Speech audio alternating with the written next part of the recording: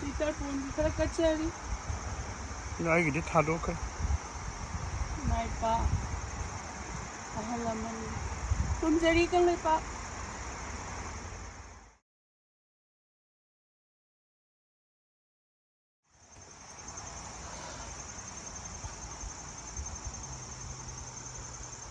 Kumjari ngasi so harvest tau jaban. Yam lairi he kana bangam jaba. Nene su dilaga kha he halagi. Asam bani thousand na tham. Angang bani yai thol. Judi de su pi jen. Santi gi som kha de yara. Jare. Ingdam da sangam ni na. Nan. Vera karan. Santi gi no phang de mu thabi res. Alright. Leda photo am tan bi ro ma pa. Okay.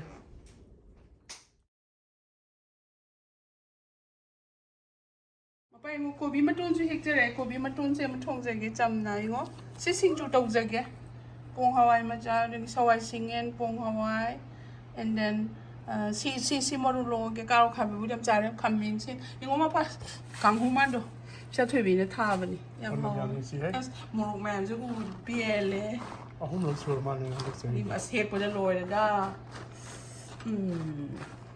Okay.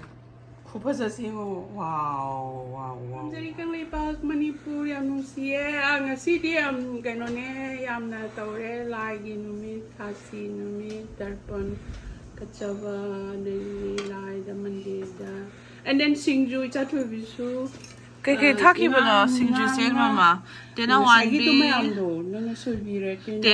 Debbie comprek adegi kolam ni. Hawaii sangbi su. Nang lapuro mo da thak bodo kanghuman haya sangbi. Wala maksure. Degi kovi. Looks good. Yeah. And then CD Hawaii mana or Yeah. Nati ko. Kobe mana.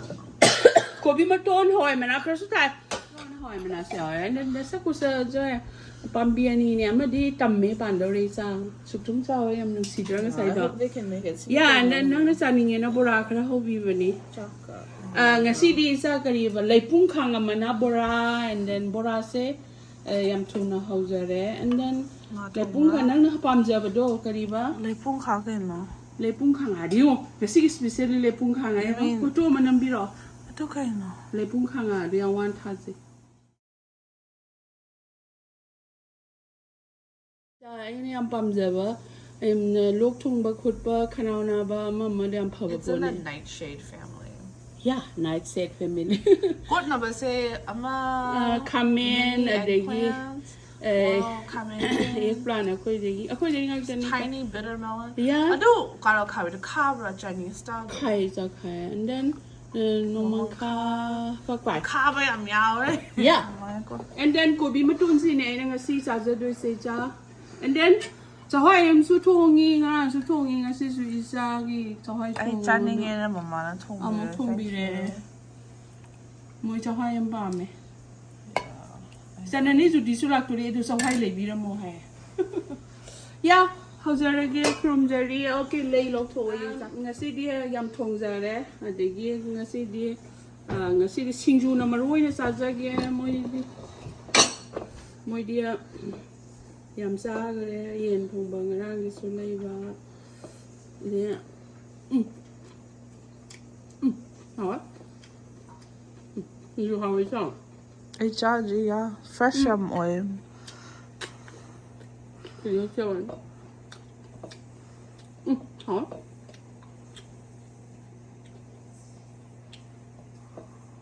Kamen yo thot lam no ma. Bora do ke no hai ba kanghuman. Muksubi le pung sanga Mukchubi mana is my favorite. no But sai ba the ting hang yao ni ko. Jaksalo. how is that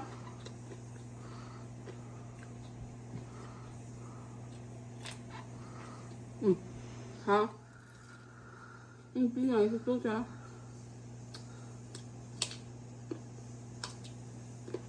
làm phở lấy đôi xí rồi học bài không Us. I like the pakpai. Since talked about pakpai. how được nè That's okay. Pakpai, you want me to talk bra? là khui lông bạc Pan 이런데 그게 타게. Lemon basil. Yeah.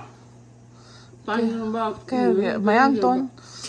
거의 마양돈 호불호 봐. Pan 이런 시라. Trời ơi, bữa đấy.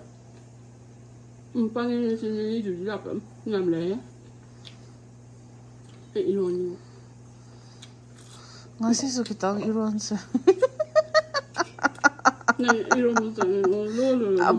Pan ani tang lon 시. Pan 레드야. Ako'y jungle gyms friend chatsi. We'll go shopping. Mama and me. Ay coffee. I'm gonna to the yard. Kobi mo to ni sa. Asyam wa. Ako'y na pan ba doon? Di pa di ko.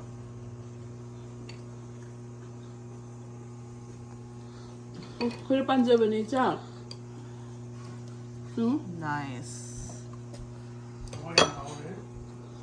저 하에서 넣으실래? 이제 아마 텐냐면 What's the fan? Mama nang chahoy ka pambra. 야. Người sao mà lấy lâu tàu cho nó. That's okay. As I did nahan kang soy thonge. Anum ha. Người nào đi đến trong cái trăm bia mình. Oh.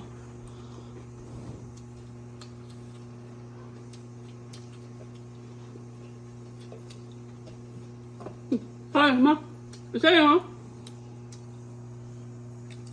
Bisa bukan ya?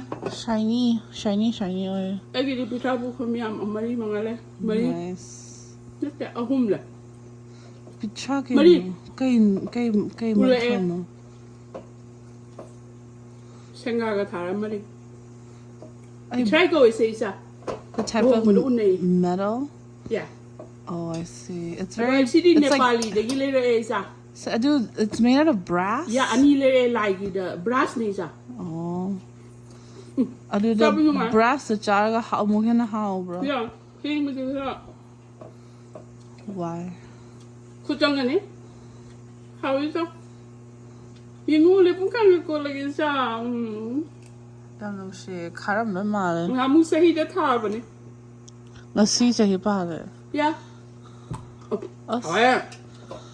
Chahi ani sem changa ga dum kitang do pahali ne du hujik tang amuk ta hook ki baduga tang hook ka Chân ba do.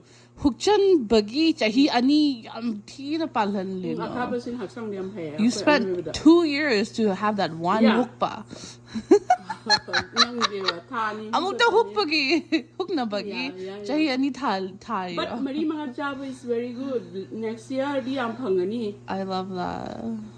Nung Pura na. I mean, it's something you can't get here. It's the pang na ba, pama so pang. Yeah. Wow ba.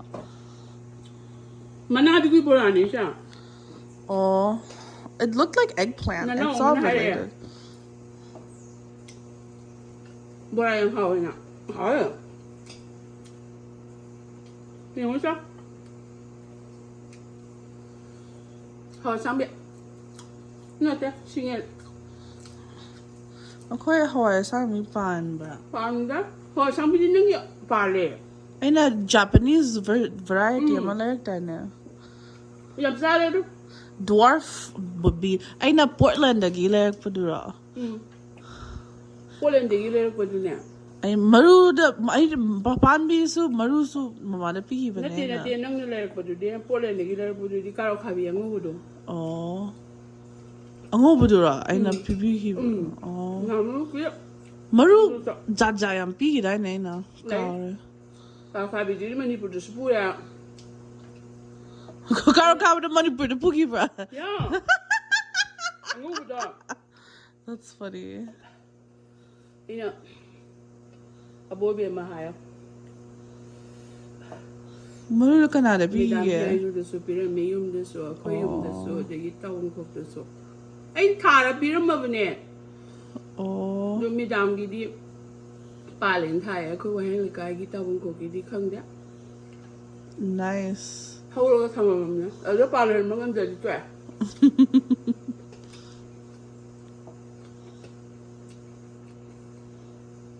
이거 왜 이렇게 family 세자? 비엔자.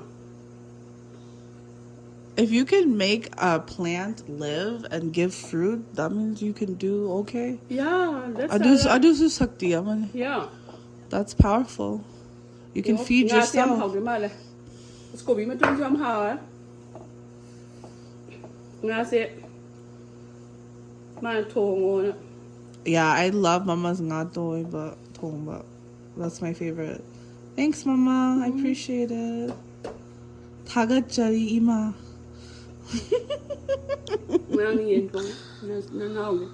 Nana's favorite is yen. Eggy favorite tingani. Yampi. Napana ko ngarin tawri. Ngarin din. Ngapum dong to ngal. Pipro. Piuso. Oh. Mido so. Okay.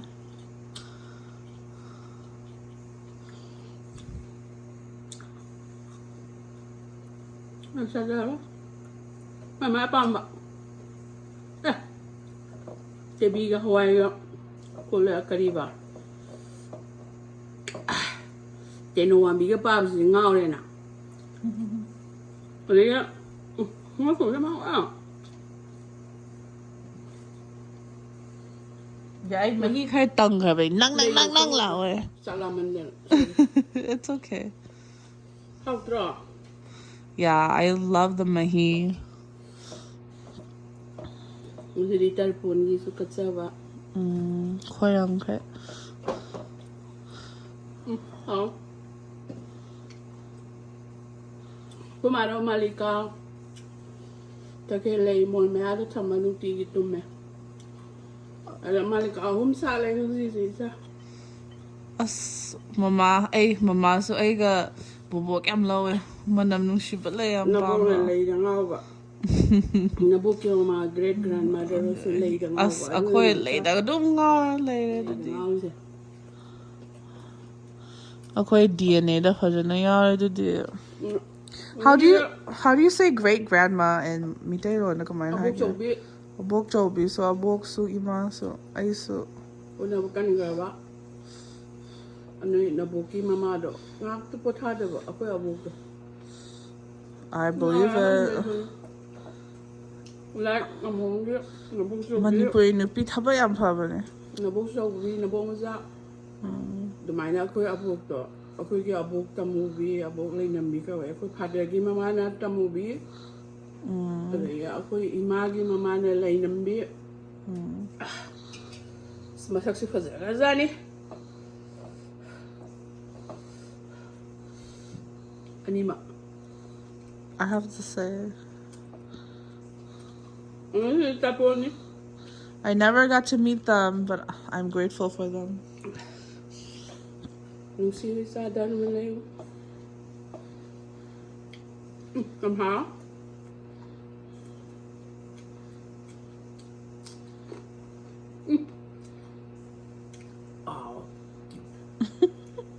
Luluna adu morok to khungao mane adum lak par mo het pa ya bra hangale ai nang khong bi ya loy ke maya mo adu purple ka khoi manipuri mi te gi asang ba morok so ya ai dung ngao ma so yam hao e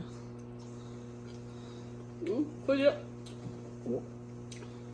thong ga bo che bo dum to sang sa cha lo mo ko ya ai di henta ka thum ga cha ka tot pa cha ba ngasidi usagi wari do malika hum salamisa ya bobo harawan ai na lek pa duro athon duro nice mama na fajana har chabi oi kabog lady si ga ba mama yam salam takhele kabogle malika rajani gandha di malika na de rasni gande the one uncle na pipi do sato da sinu jam ha le salaga harawe Mana masing lega harawe. I miss your garden, Mama. Yeah.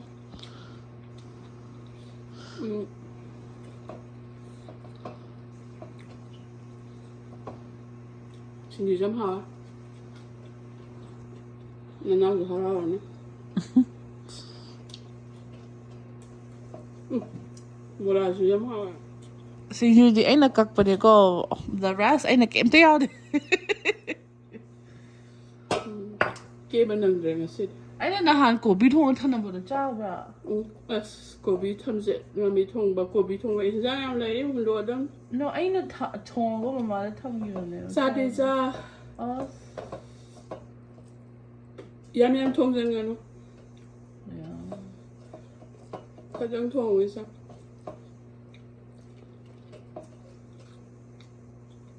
이시 뭐하지?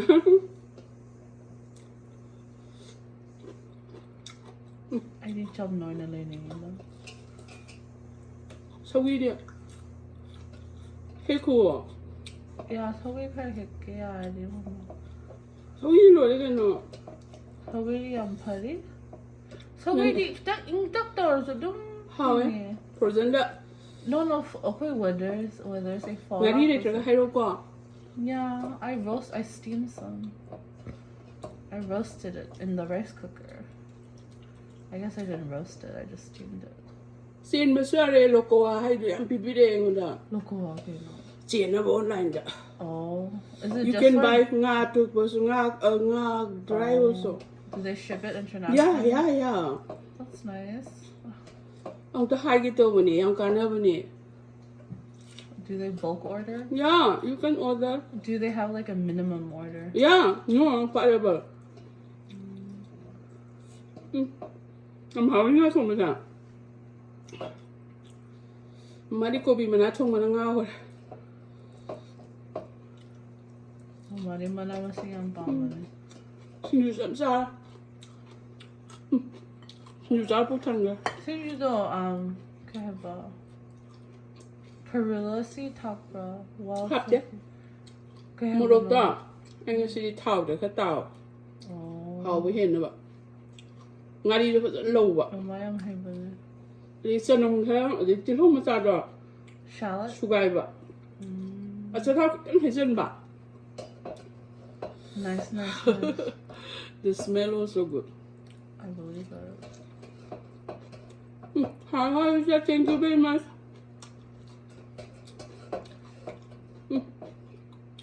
Happy You Thursday. try this, Sally. Because it's drown. Koro. Manipur, I love you. Everyone take care. Yeah.